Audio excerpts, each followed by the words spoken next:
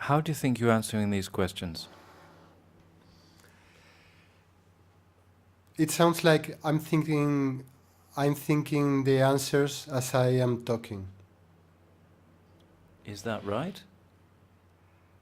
Maybe. That's true. We do want you to think about the answers while you're talking. But we do want you to have thought about these things before, no? You changing job, changing country, changing language. You need to have thought about this before so that we know that you've thought it all through and your wife's happy and everybody's happy, no? It definitely sounds like you're thinking of the answer, but I think it could help you to be a bit more prepared and a bit more fluent. Yes, definitely. What will you do if you don't get this job? Well, I would keep searching. For me, it's clear that it's time to move on from the position I hold right now. So, because I want to keep growing as a professional and face new challenges. So, in case I didn't get this job, I would keep searching. What do you think is the difference between a good employee and a brilliant employee?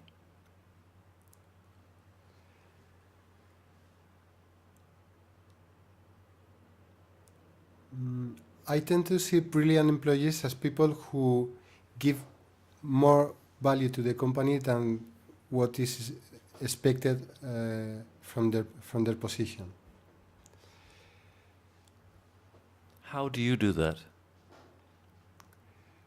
Well, I have worked with many brilliant employees, whether if they were peers or people working in my team.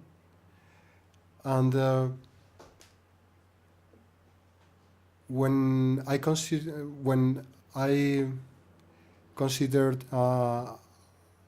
an employee a brilliant employee was when they were giving more. I don't think you heard the question. How do you give that added value to your position? You. What do you think you do to go above and beyond what is expected in a position? Wow. Or what have you done until now? And perhaps you can give me an example or for example, philosophy or a case. For example, besides my duties as Chief Information Officer at my current position, there came a moment in which I thought that I could give more value to the company by setting up a research team on things that we thought that could explore new opportunities for our company. For example, when we set up this team to research on smart cities opportunities, the result of these studies we did, this research we did, is a new business unit.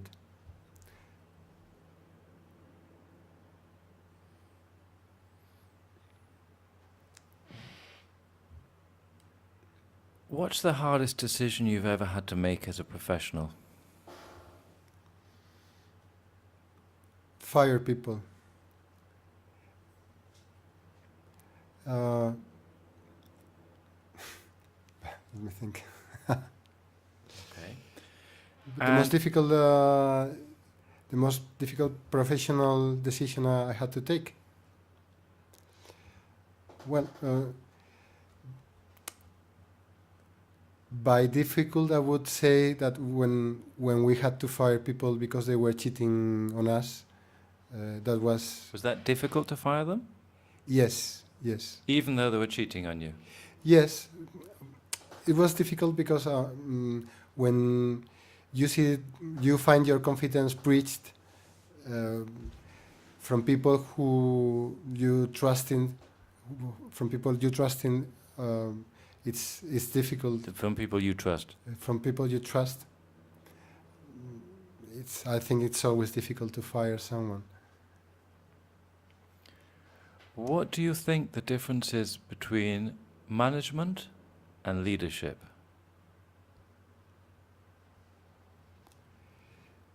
Well, I think that question is similar to that one in which you asked what's the difference between a good employee and a brilliant employee. A leader, I should prepare about what is a leader. I like the way you started the answer. That was good. Because I was thinking, Hmm. oh, I've already asked that question, have I? And but yeah, I like the similarity, yes. Okay, so you can prepare that question. Hmm. This is a list of questions Hmm. that I've got here that I will send you after the class, and you can Okay. read through them. Great. What do you think your responsibility is mainly to? The directors of a company, the shareholders, the clients, the planet in the sense of environmental impact? What do you think your main responsibility in a job? Who is it to? Who do you really have to work for?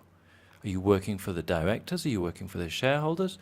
Are you, if you're working in planning, are you working to make sure that cities are developed better for the people who live in them? Or what are you doing? Where do you see your most important obligation and responsibility? I think that at any position you work for different stakeholders, whether if they are internal stakeholders or external stakeholders. And to really create good value for the company, you have to work for all of them. You have to take all of them into account. I mean, when at my current position, the external stakeholders are politicians, citizens, unions. These are stakeholders we work for also, and stakeholders for which we provide value. And there are also internal stakeholders, the board, the steering committee, the key users in different areas. We work for all of them, and we have to provide value to all of them and coordinate and excel in anything we do for them. So I believe that the best way to provide value to the company is working for all the stakeholders, whether if they are internal or external. How do you feel about being flexible with the hours, working weekends, working evenings, if that's necessary at a point of a project? Well, I believe that having a good balance between professional and personal life is key, but I don't mind working overtime if needed, even on weekends.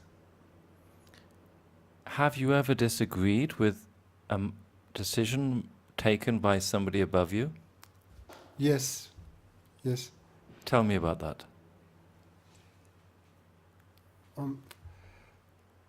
For example, at my current position,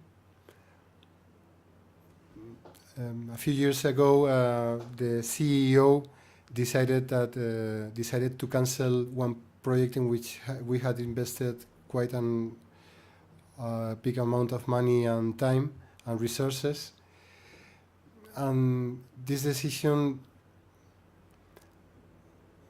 I didn't quite understand it and didn't receive many explanations about this decision.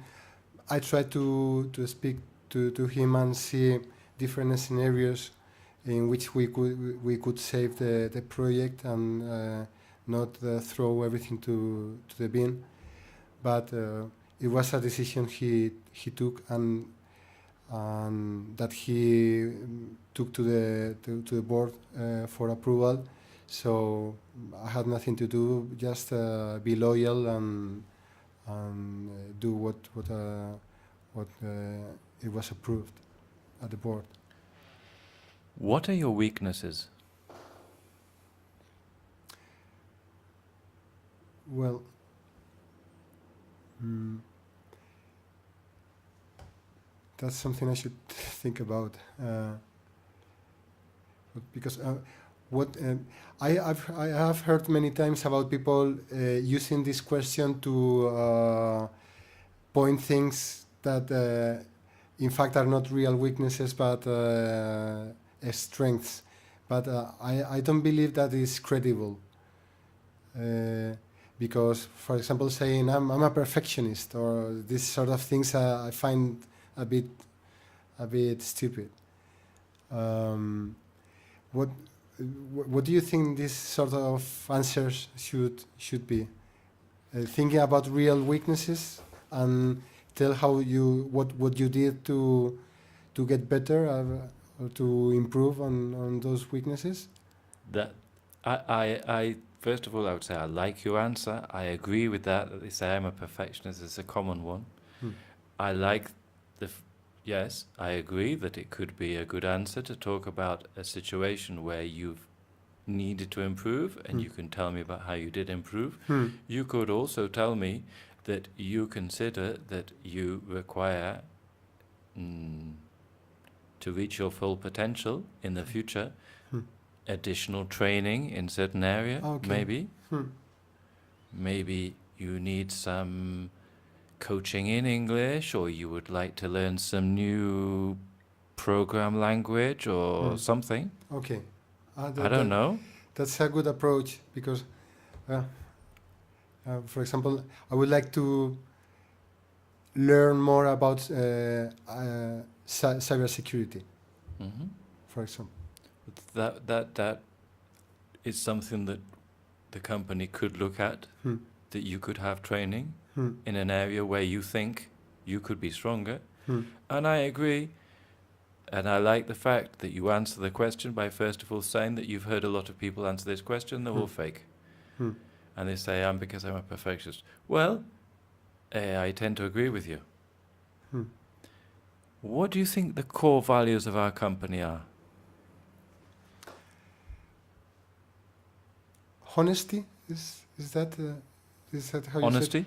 Honesty or honesty? Honesty. Honesty, Like honnête in French. honesty, integrity, innovation, and work and personal balance.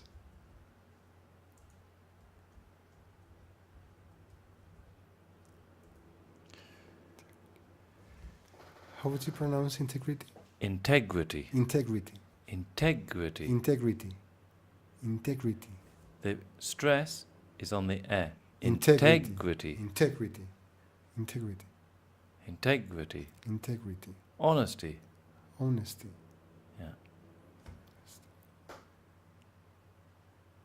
Okay.